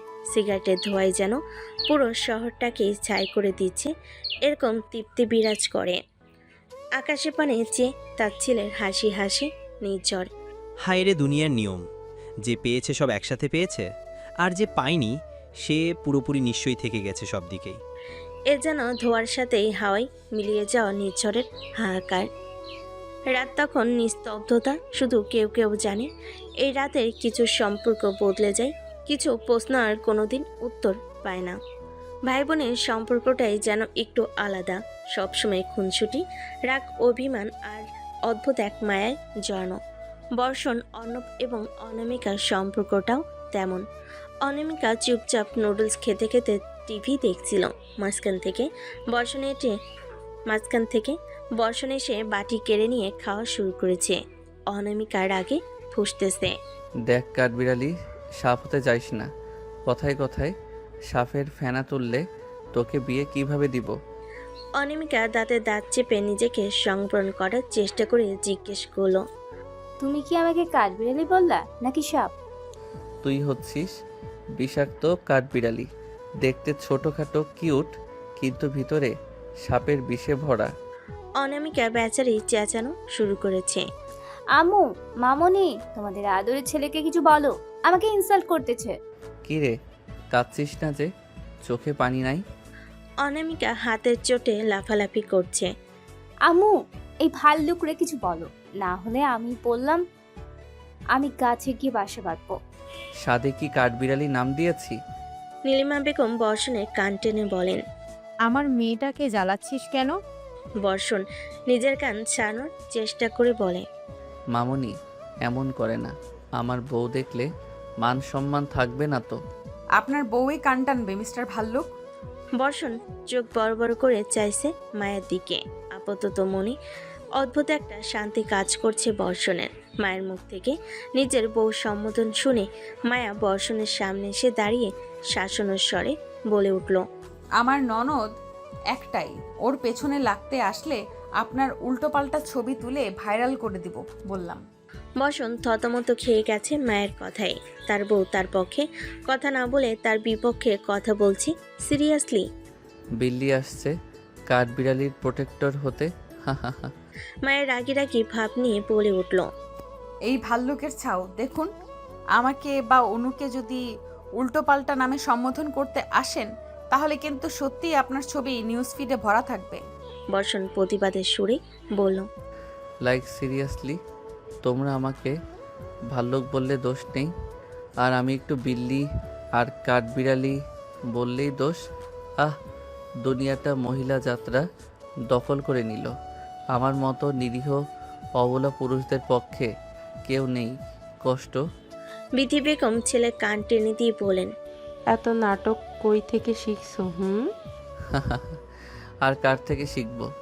অবশ্যই বাবার থেকে শিখেছি। নিহাল আহমেদ তীব্র প্রতিবাদ জানান ছেলের কথায়। আমি এই উল্টাপাল্টা কথা বলি নাই বউ, তুমি তো জানো আমি নিরীহ পুরুষ। দেখো মা, নিরীহ পুরুষ হিসেবে দাবি করছে নিজেকে। বিধি বেগম স্বামীকে তাড়া করা শুরু করেছে। তোমরা আর বদলাবে না, তোমাদের সাথে থেকে সবগুলো বিগড়ে গেছে। আহসান আহমেদ সিঁড়ি দিয়ে নামতে নামতে বলে উঠলেন, মাথায় তো তুমি চড়িয়েছ, সবার সাথে তুমি তো বিগড়ে গেছো। এটা শুধু শুধু আমার বাচ্চাদের দোষারোপ করছো যে। বর্ষণ হতাশার ভঙ্গিতে বলে উঠল, বুঝলা তো বড় আব্বু, দুনিয়াটা নারী জাতিরা দখল করে নিচ্ছে। আমাদের স্বাধীনতা হরণ করছে এরা। আমাদের একটা আন্দোলন করতেই হবে এবার। অন্য বন্দুক সামনে ধরে বলে, লিডারটা তুই হবি নাকি? যাই হোক, বন্দুক দিবনি।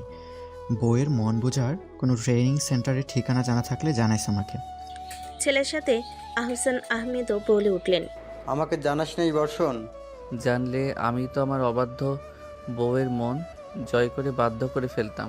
নীলিমা বেগম ধমকে সুরে বলে উঠলেন, যে যার যার ঘরে যাও, এখানে তোমাদের আজাইরা দুঃখের আলাপ করবা না। সবাই নিজ নিজ কক্ষের পথে পা বাড়াইছে। পরিবারের মানুষগুলো আসলে একটু বেশি ফ্রি।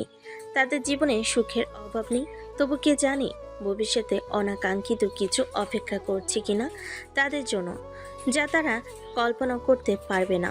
অর্ণবকে কেমন যেন চিন্তিত দেখাচ্ছে আজকাল, হয়তো তার কাজের প্রেশার বেশি।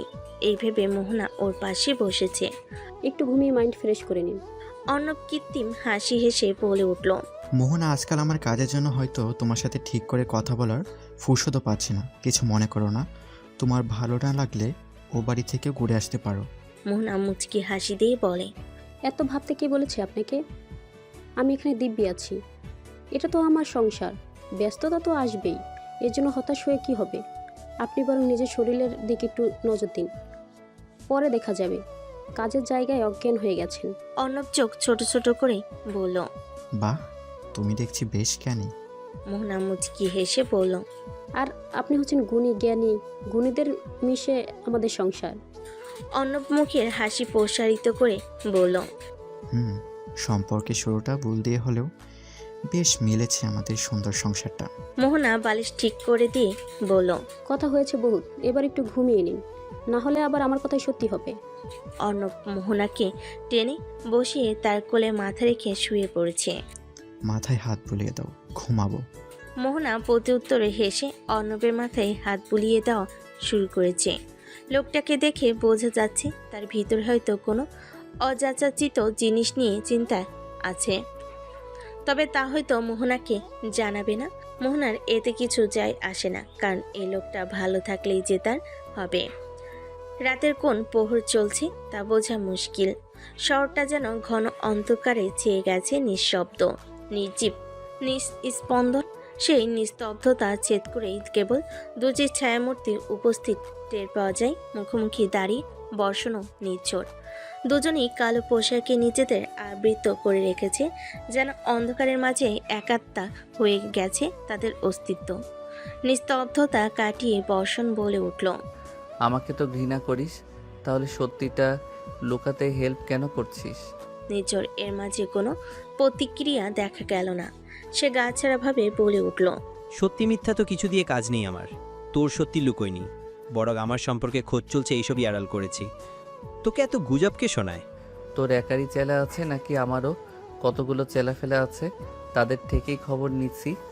এত রাতে এখানে কেন এসেছিস? ঘরে বউ তো ভাববে তারপর রাত বিরাতে পরকিয়া করতে বেরিয়েছে। ও যেই ঘুমায় সকালের আগে উঠবে না। এর মধ্যে যদি পানিতেও নিয়ে ফেলে দেয় তাহলে ওখানে ভেসে থেকে ঘুমাবে। নির্ঝর প্রতি উত্তরে হয়তো একটু হাসলো, তা অবশ্য বোঝা গেল না। পাইছিস দেখে মূল্য দিচ্ছিস না, এদিকে আমি যে নিঃস্ব। আমি আছি তো, নিঃস্ব কেন হবি? আর চড়ুই পাখিকে পাওয়ার শখ কি বাদ দিয়ে দিলি? দীর্ঘশ্বাস ফেলে, আমি ওকে চাই, খুব করে চাই, কিন্তু ওর কাছে আমার কোনো অস্তিত্ব নেই। আমি চাইলে ওকে জোর করে এনে আমার নিঃসঙ্গ জীবনের সঙ্গী করতে পারবো, কিন্তু বসন ভুরকুচকে জিজ্ঞেস করলো, কিন্তু কি? নির্ঝর আকাশের দিকে তাকিয়ে বলল, ওর আমার দূরত্ব বহুত, কখনোই ও আমাকে ভালোবাসবে না। জোর করে কাউকে নিজের করা গেলেও তার যে মন পাওয়া যায় না রে বর্ষণ। তুই নিজেই বলিস আমাকে ঘৃণা করিস, অপছন্দ করিস, তাও কিন্তু আমার কাছে মনের দুঃখ প্রকাশ করে ফেলিস। তুই বাইরে থেকে নিজেকে শক্ত দেখালেও ভেতর থেকে বহুত নরম। তুই বড্ড বেশি কথা বলিস। বর্ষণ নির্ঝরকে জড়িয়ে ধরে বলল, জীবনে আমাদের মাঝে যতই দূরত্ব ঝগড়া থাকুক ভাই হিসেবে সবসময় আমি তোর পাশে থাকবো। তোর নিঃসঙ্গ অগোছালো জীবনও কেউ গুছিয়ে দিবে, দেখিস তোকেও কেউ ভালোবাসবে। বিয়ের পর বেশ কথা শিখেছিস। আর বলিস না, সারাদিন তো ঝগড়াতেই কেটে যায়। শুরুটা নিশ্চয়ই তুই করিস। বর্ষণ বাঁকা হেসে উত্তর দিল, অবশ্যই। দুজনের কথায় কি আছে জানা নেই। দূর থেকে নির্ঝরের চেলারা ভাবছে, যে বস কথায় কথায় লোক উড়িয়ে দেয়, সে কীভাবে একজনের সঙ্গে এভাবে স্বাভাবিক থাকতে পারে? তাদের মধ্যে শত্রুতা টাইপেরই সম্পর্ক সবসময়, তবু যেন কোথাও একটা দৃঢ় বন্ধন আছে, ভ্রাতৃত্বের। অন্ধকারকে উপেক্ষা করে দিনের আলো ফুটে উঠেছে, কিন্তু পরিবারের ভেতর যেন অন্ধকারের ন্যায় চিন্তা বিরাজ করছে। বাড়ি মেয়ে হুট করে গায়েব হয়ে গেছে, কোথায় গেছে জানেনি, তবে এটুকু বোঝা গেছে অর্ণবের বিরুদ্ধে থাকা কেউ ব্ল্যাকমেল করতে তুলে নিয়ে গেছে। নীলিমা বেগম মেয়ের চিন্তায় জ্ঞান হারিয়েছেন। বিধি বেগম কেমন অস্থির হয়ে পড়েছেন। অর্ণবের নিজেকে কেমন বড্ড অসহায় লাগছে। নিজের বোনকে প্রোটেক্ট করতে কি ব্যর্থ হলো সে? বোনটার জন্য যে চিন্তার শেষ নেই। অর্ণব যথাসম্ভব নিজেকে শান্ত রাখার চেষ্টা করে খোঁজ লাগিয়ে চলেছে, কিন্তু ফলাফল বরাবরই শূন্য। শুধু একটা চিঠি পাঠানো হয়েছে অর্ণবের কাছে। এবার সুধা তোর পালা। তুই অফিসে আমাদের বিরুদ্ধে গেছিস, এখন দেখ তোর বোনের কি অবস্থা হয়। নিজেকে বারবার অবরোধী লাগছে অর্ণবের। তাদের কোনো লোকেশনও পাওয়া যাচ্ছে না। তবে কি অনামিকা চিরতরে হারিয়ে যাবে? কোথায় নিয়ে গেল তাকে? অর্ণব পারবে তো তার ছোট্ট বোনটাকে ঠিকভাবে ফিরিয়ে আনতে? বিপদ কখনোই বলে কয়ে আসে না। বিপদে পড়লে কেউ হতাশ হয়ে পড়ে, আবার কেউ তীব্র মনোবল নিয়ে বিপদকে কাটিয়ে তোলার চেষ্টা করে। অনামিকার অবস্থা ঠিক দুটোর মাঝামাঝি। তাকে কিছু লোক কিডন্যাপ করেছিল, কিন্তু বর্তমানে সেই তাদের গুরু হয়ে দাঁড়িয়েছে। তাদের দিয়ে এটা ওটা আনিয়ে খাচ্ছে, কথা না শুনলে বকতেছে। মনে হচ্ছে তাকে কিডন্যাপ করা হয়নি, বরং সে বেড়াতে এসেছে। এক লোক আরেকজনের কানে ফিসফিসিয়ে বলে উঠল, এর সামলানো তো ভারী মুশকিল, এরে উড়ে দেই। অনামিকা ভুরু কুচকে চেয়ার উঠিয়ে বাড়ি দিয়েছে লোকটার পায়ে।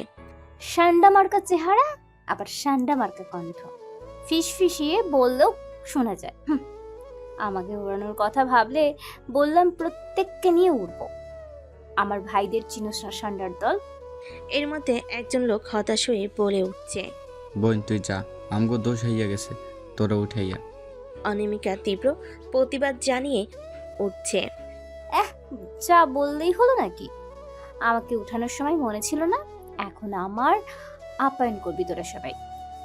আমার যখন মনে হবে তোদের আমাকে ওঠানোর শাস্তি শেষ হয়েছে, তখন নিজেই চলে যাব। লোকগুলো ভীষণ হতাশ। এই মেয়েকে মারতে নিষেধ করা হয়েছে উপর থেকে, কিন্তু এই মেয়ে যা করতেছে। নিচর খোঁজ লাগিয়ে জেনেছে বর্ষণের একজন ফ্যামিলি মেম্বারকে ওঠানো হয়েছে। ও সাথে সাথেই আন্দাজ করতে পেরেছিল যে কে কাজটা করেছে। এজন্য অনামিকাকে ওদের থেকে তুলতে তাদের ডেরায় পা রেখেছিল, কিন্তু বেচারা ভিতরের দৃশ্য দেখে ভেবে পাচ্ছে না ওর কাকে সেভ করা উচিত, অনামিকাকে নাকি ওই লোকগুলোকে। অনামিকা এক চেয়ারে বসে আছে, সামনে আরেক চেয়ার রেখে তাতে পা রেখে আরাম করছে। দুটো লোক বাতাস করে যাচ্ছে অনবরত। সামনের লোকেরা তার জন্য খাবার আনছে। একজন ফোন ধরে আছে টিভি ধরার মতো করে। আমি কি ভুল জায়গায় এলাম? একজন লোক নিজরকে দেখে বুঝতে পেরেছে হয়তো সে অনামিকাকে নেওয়ার জন্য কোনো সওদা করতে এসেছে। তাই নিজরে কথা বলার পূর্বেই সে বলে উঠছে, ভাই কোনো সওদা কোনো লাগবো না, আপনি খালি এই মাইয়ারে নিয়ে যান। এই যাইতেছে না, শুধু আমাদের জ্বালাইয়া শেষ করিতেছে। অনামিকা লাফিয়ে ছুটে আসছে কালো পোশাকধারী আগন্তুকের কাছে। ওয়াও, আপনি আমাকে বাঁচাতে এসেছেন? আপনি তো অনেক খারাপ মানুষ, তো খুব ভালো মানুষ। নিজর শান্ত কণ্ঠে বলে উঠল। Follow me. অনামিকা ভদ্র মেয়ের মতো নিজরে পিছু পিছু গাড়িতে উঠছে। আমি বাড়ি যাব না, আগে আপনার মুখ দেখব। নিজর অনামিকার পানে তাকিয়ে বলে উঠল, তুমি কি বুঝে কথা বলছো আমার সাথে, নাকি ব্রেনটা কিডন্যাপ করতে ভুলে গিয়েছিল লোকগুলো তোমাকে ওঠানোর সময়? আরে ওই রকম কিছুই না, আমি পুরোপুরি হেলদি। আমার শুধু আপনাকে দেখার শখ জেগেছে। গুগলে সার্চ দিবা ঘূর্ণিঝড়, এবং তারপর যে ঝড় দেখতে পাবা ওটাই আমি। একটু তো দেখতেই চাইছি, এমন করেন কেন? আপনার চেহারা কি এত দামি যে দেখানো যাবে না? নিজর ভাবলেশীন ভাবে বলে উঠল, বহুত দামি, যা তুমি অ্যাফোর্ড করতে পারবা না পিথি। এখন চুপ থাকো, তোমাকে পৌঁছে দিয়ে আমার আরও কাজ আছে। ওই তো মারামারিই করতে যাবেন, এটা কোনো গুরুত্বপূর্ণ কাজের তালিকায় পড়ে না। 1 মিনিটের জন্য মুখ দেখান, এতে আপনার মুখে মৌমাছি কামড় দিবে না। তোমার সেলিব্রিটি ভাইকে দেখে নিও, তাতেই হবে। তোমার বাসা চলে আসছে, নামো। অনামিকা চোখ বড় করে তাকিয়ে আছে। নিজর বন্দুক বের করে অনামিকার দিকে তাক করে বলে উঠল, তুমি কি বাসার ভেতরে যাবা নাকি উপরে?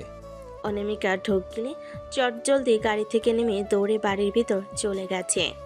নিজর সেদিকে তাকিয়ে ফোনে কিছু একটা লিখে কাকে যেন সেন্ড করলো এবং গাড়ি স্টার্ট দিল তার নিজস্ব গন্তব্যে। অনামিকা বাড়িতে পা রাখতেই সবাই তার উপর এক প্রকার ঝাঁপিয়ে পড়ার মতো অবস্থা হয়েছে। বর্ষণ অনামিকার মাথায় হাত বুলিয়ে, তুই নিশ্চিত ওই লোকগুলোর নাজেহাল অবস্থা করে ফিরে এসেছিস? অনামিকা খানিকটা ভাব নিয়ে বলে উঠছে, অবশ্যই ভাইয়া। এদিকে আমরা চিন্তায় শেষ, ওদিকে উনি গুন্ডাদের পিছনে লাগতে গেছেন। ওরা যদি কিছু করতো তখন নেক্সট টাইম থেকে তোর বাইরে যাওয়া বন্ধ। অনামিকা হতাশ ভঙ্গিতে বর্ষণের দিকে তাকিয়ে আছে। ওর বডিগার্ডের ব্যবস্থা করে দিবনি, ওকে ঘরবন্দি করো না মামনি। অনুবেবার অনামিকাকে জড়িয়ে ধরে কপালে চুমু খেয়ে বলে উঠল, বনু, তুই ছাড়া আমরা সবাই অসহায় হয়ে পড়ি রে। একটু সাবধানে চলাফেরা কর প্লিজ। জানিস তো আমাদের শত্রুরা উত পেতে থাকে আশেপাশে কিভাবে আমাদের ক্ষতি করা যায়। তোমার বোন কি দুর্বল নাকি? সবাইকে পাগল করে ফেরত আসার ক্ষমতা আছে তার, বুঝলে? অর্ণব খানিকটা হাসছে বোনের কথায় এবং পরক্ষণেই বলে উঠছে, তুই আসলে একটা পাগলি। কি লাগবে বলবি, বায়েরা সব এনে দিবে। অনামিকা ভাবুক ভঙ্গিতে বলে উঠল, মা একটা কিউট কোনটা এনে দাও যে আমার বদলে শত্রুদের পেটাবে আর আমার সাথে বডিগার্ডের মতো থাকবে। অর্ণব ভুরকুচকে বলে উঠছে, বডিগার্ড চাচ্ছিস নাকি অন্য কিছু? কিউট ছেলে দিয়ে তোর কি কাজ? আরে আমি তো মজা করছিলাম, তুমি সিরিয়াস হচ্ছ কেন? অর্ণব কিছু একটা বলবে তার আগে বিথি বেগম থামিয়ে দিয়েছেন তাকে এবং বলে উঠছেন, মেয়েটা ফিরেছে, এখন ও ফ্রেশ হোক, তারপর খাবে। তুইও উপরে যা, একটু বিশ্রাম নে। বিথি বেগমের কথাই দুজনই রুমের উদ্দেশ্যে এগিয়ে গিয়েছে। অনামিকা ফিরে আসায় আজকে তার পছন্দের সব কিছু রান্না করা হয়েছে এবং ভাইয়েরা গিফটের বন্যা বইয়ে দিয়েছে। ভাবিরা তো তাকে বেশ যত্ন করছে। সবার স্নেহ পেয়ে অনামিকার মনে হচ্ছে মাঝে মাঝে অতিরিক্ত স্নেহ পাওয়ার জন্য যদি কিডন্যাপ হওয়া লাগে তাহলে মন্দ হয় না। মায়া অনামিকাকে হালকা ধাক্কা দিয়ে জিজ্ঞেস করলো, কি ভাবছো ননদিনী? ভাবছিলাম এভাবে সবাই যত্নার্থী করলে আমি নিজের ইচ্ছায় বারবার কিডন্যাপ হব। নীলিমা বেগম মেয়ের কান টেনে বলে উঠলেন। অনামিকা ঠোঁট উল্টে মায়ের পানে তাকিয়ে বলছে, আম্মু তুমি এমন করলে তো আমার কান ছিঁড়ে যাবে, তখন তোমার কান কাটা মেয়েকে তো কেউ নিবে না। সমস্যা কি? আমাদের সাথেই থেকে যাবি সব সময়। তোর আর বর্ষণের একসাথে চলা বন্ধ। তোরা একসাথে চলে এক পদের হয়ে যাচ্ছিস। বর্ষণ তীব্র প্রতিবাদ জানিয়ে বলে, আমার এবং আমার বোনের বিরুদ্ধে ষড়যন্ত্র করো না মামুনি। আমরা কিন্তু তোমার বরের কাছে বিচার দিতে বাধ্য হব। অনামিকা হতাশা সুরে বলে উঠল, কিন্তু আপু তো নিজেই আম্মুর কথা বেশি শুনে, তাহলে লাভ কি? আমরা তাহলে এতিম রে, আমাদের অভিযোগ গ্রহণ করার মানুষ নেই। অনামিকা গালে হাত দিয়ে হতাশ ভঙ্গিতে বর্ষণের সাথে তাল মেলালো। বিথি বেগম ভুরু কুচকে বলে উঠলেন, তোরা এতিম হলে আমরা তোদের কি হই? আমি কি বলেছি আমরা বাবা মাহীন এতিম? আমরা বলেছি আমরা অভিযোগ গ্রহণকারী হীনা এতিম। নীলিমা বেগম বিথি বেগমকে সান্ত্বনা দেওয়ার সুরে বলে উঠলেন, তুই ওর কথায় পাত্তা দিচ্ছিস? এ তো এক কথার পিছে আরেক কথা তুলতে থাকবে, পরে তুই হাঁপিয়ে উঠবি। বিথি বেগম দীর্ঘশ্বাস ফেলছেন ছেলের পানে চেয়ে। ছেলেটা অনেক আদরের অথচ বড্ড অবাধ্য। রাতের আবহাওয়া এমনিতেই মায়াবী, তার উপর যদি নামে এক পশলা বৃষ্টি, তাহলে সে রাত হয়ে ওঠে অপূর্ব কোনো কাব্যের মতো। নিঃশব্দ চারপাশ, কেবল বৃষ্টির নরম ঝিরঝির শব্দ, আর তার মাঝেই বান্দার এক কোণে দাঁড়িয়ে আছে অনামিকা। হাতে গলিয়ে রাখছে বৃষ্টির ফোঁটা, যেন ছুঁয়ে নিতে চাইছে কোনো স্বপ্নের রূপ। ঠোঁটে এক চিলতে হাসি নিয়ে সে শুধালো, ঝড় আমার বড্ড প্রিয়, বৃষ্টির মতো আপনাকেও একদিন আমার দখলে আসতে হবে মিস্টার ঘূর্ণিঝড়। আবহাওয়াটা যেন নির্জনের মনোজগতেরই প্রতিবিম্ব, আহত হৃদয়ের মতোই ভারী বিষণ্ণ। ফাঁকা বাড়ির প্রতিটি করিডোরে বৃষ্টির শব্দ আর গিটারের তালে নির্ঝরের গানে প্রতিধ্বনির সাথে মিলেমিশে অদ্ভুত পরিবেশ সৃষ্টি করেছে। গানের সুরে সুরে যেন বারবার শূন্যতা ছড়িয়ে পড়ছে। এ শূন্যতার অবসান কি কখনো হবে? প্রতিটা মানুষের বুকের ভেতর একটা লুকানো কবর থাকে, যেখানে সমাধি দেওয়া থাকে তার সবচেয়ে গোপন সত্যটা। সে সত্যটা কেউ জানে না, জমে হৃদয়ের গোপন কুঠুরিতে। চিরকাল নিঃশব্দে সেই লুকানো সত্যটা বরাবরই তিক্ত হয়। এটা যত গোপনে থাকে ততই চারপাশ শান্তি থাকে, কারণ একবার যদি সেই সত্য বেরিয়ে পড়ে ভেঙে যেতে পারে বিশ্বাসের দেওয়াল, সম্পর্কের ভিত, আর তখন সব কিছু শেষ হয়ে যাওয়ার সম্ভাবনা তৈরি হয়। অর্ণব এমনই এক সত্যের মুখোমুখি হয়েছে যেটা তার ভেতরের সমস্ত শব্দ নিঃশেষ করে দিয়েছে। স্তব্ধ থমকে যাওয়া এক মুহূর্ত, চারপাশের কোলাহল হারিয়ে যেন মাথার ভেতর একটা শূন্যতা ছড়িয়ে পড়েছে। সত্যটা যদি মিথ্যা হতো তাহলে অর্ণবী সবচেয়ে বেশি স্বস্তির নিঃশ্বাস ফেলত, কিন্তু না, এটা নির্মম বাস্তবতা। এমন একটা সত্য যা শুধু অর্ণবকে নয়, পুরো পরিবারকে নাড়িয়ে দেবে ভীষণভাবে। মামুনি কিভাবে সামলাবে নিজেকে? চাচ্ছু সেই শক্ত মানুষটা পারবেন তো এই ঝড়ে ভেঙে না পড়ে দাঁড়িয়ে থাকতে? আর বাকিরা? অর্ণবের বুকের মধ্যে যেন হাজারটা প্রশ্ন দৌড়ে বেড়াচ্ছে। কিন্তু উত্তর নেই একটাও। এক দৃষ্টিতে তাকিয়ে থাকে সামনের ডেস্কে চড়ানো ফাইলগুলোর দিকে, কিন্তু ভাবনা তার মনে চলতে থাকা কুয়াশার ভিতর। ঠিক তখনই আবির এগিয়ে এসে গলার স্বর নরম করে বলে উঠল, স্যার, আপনি ঠিক আছেন তো? আপনাকে খুব অস্বাভাবিক লাগছে। আপনি বরং আজ বাড়ি যান, বাকি কাজ আমরাই সামলে নেব। একটা দীর্ঘশ্বাস ফেলে গলা পরিষ্কার করে অর্ণব বলল, প্রয়োজন নেই, আমি ঠিক আছি। এই মুহূর্তে তার পেছনে ফেরার সুযোগ নেই। এইভাবে হাল ছেড়ে দিলে চলবে না, সত্যের গোড়া অবধি যেতে হবে। কারণ যতক্ষণ পর্যন্ত না পুরোটা জানছে ততক্ষণ নিজের ভেতরের অস্থিরতা থামবে না। হয়তো তখনই সে বুঝতে পারবে আসলে কি ঘটেছে, আর তখনই সে ঠিক করতে পারবে কি করবে, কিভাবে এগোবে। নির্ঝরের একটা শখ আছে, সে বরাবরই তার বাগানের যত্ন করে। ছোট টবের গাছ হোক কিংবা বড় আম গাছ, তার চোখে সবই সমান প্রিয়। যেন ওরা কথা বলে তার সঙ্গে নীরবে। প্রতিদিন সকালে নিজের হাতে পানি দেয় প্রতিটি পাতায়, প্রতিটি গুঁড়িতে। গাছে পানি দেওয়ার সময় ওর চোখে এক ধরনের কোমলতা খেলে যায়। সেই কোমলতা হয়তো কেউ কখনো দেখে না। গাছগুলোর পাতায় জলের ফোঁটা জমে চকচক করে যখন, তখন নির্ঝর যেন একটু শান্ত হয়। সেই মুহূর্তে কেউ বলতে পারবে না এই মানুষটা কতটা নিঃসংকোচে নির্দয়তার সঙ্গে অন্যের জীবন উড়িয়ে দিতে পারে। কেউ বোঝে না মানুষের পৃথিবীতে যতটা নির্মম, সে গাছেদের জগতে ঠিক ততটাই কোমল। নির্ঝরের কেমন অদ্ভুত লাগলো, মনে হলো কেউ আড়াল থেকে ছবি তুলছে। এভাবে ছুরি ছুড়ল দূরে কোথাও, আন্দাজ করতে পেরেছে মানুষ আছে। পরক্ষণে একটা মেয়েলি কণ্ঠের আর্তনাদ শোনা গেল। নির্ঝর শব্দ অনুসরণ করে এগিয়ে গিয়ে দেখতে পায় অনামিকা হাত ধরে দাঁড়িয়ে আছে। খানিকটা কেটে রক্ত বেরিয়ে এসেছে। নির্ঝর বিরক্ত হলো কিনা বোঝা গেল না, তবে অনামিকার প্রতিক্রিয়া ভূত দেখার মতোই। নির্ঝরের কেমন যেন অদ্ভুত লাগছিল, বুকের ভিতর হালকা খচখচ করছিল। স্যার মতো কিছু একটা চোখে পড়তে মুহূর্তেই সিদ্ধান্ত ছুড়ে দিল চুইটা ঠিক সেখানেই যেখানে তার অনুমান কেউ লুকিয়েছিল। মেলি কণ্ঠে একটা চাপা আর্তনাদ কানে এলো। নির্ঝরের চোখ কুচকে গেল নিমেষেই। নিঃশব্দ পায়ে এগিয়ে গেল সে। গলার স্বর একটুও বদলায়নি, ঠান্ডা হিসেবে অথচ বিস্ময়। কে? সামনে একটা চিরচেনা মুখ, অনামিকা। হাত চেপে ধরে রেখেছে সে। রক্ত গড়িয়ে পড়ছে খানিকটা, ঠোঁট কাঁপছে, ভয়ে কেমন যেন লাগছে। নিঝরের চোখে বিরক্তির ছাপ নেই, তবু মেয়েটার চোখে এমন ভয়, সে যেন একটা রক্ত পিপাসু নরপিশাচ দেখছে। এক মুহূর্তে চুপচাপ তাকিয়ে থেকে নিঝর শান্ত গলায় বলল, প্রিয় দর্শক বৃন্দ, ভিডিওটি দেখার জন্য অনেক অনেক ধন্যবাদ। আমাদের এই ভিডিওটিতে একটি লাইক দিলে আর আমাদের এই ছোট্ট চ্যানেলটিকে সাবস্ক্রাইব করে আমাদেরকে সাপোর্ট করলে আমরা নতুন নতুন ভিডিও আপলোড করার অনুপ্রেরণা পাবো। আমাদের চ্যানেলটি সাবস্ক্রাইব করে আমাদের সাথে জুড়ে থাকুন এবং এইরকমই ভিডিও দেখতে থাকুন। ধন্যবাদ।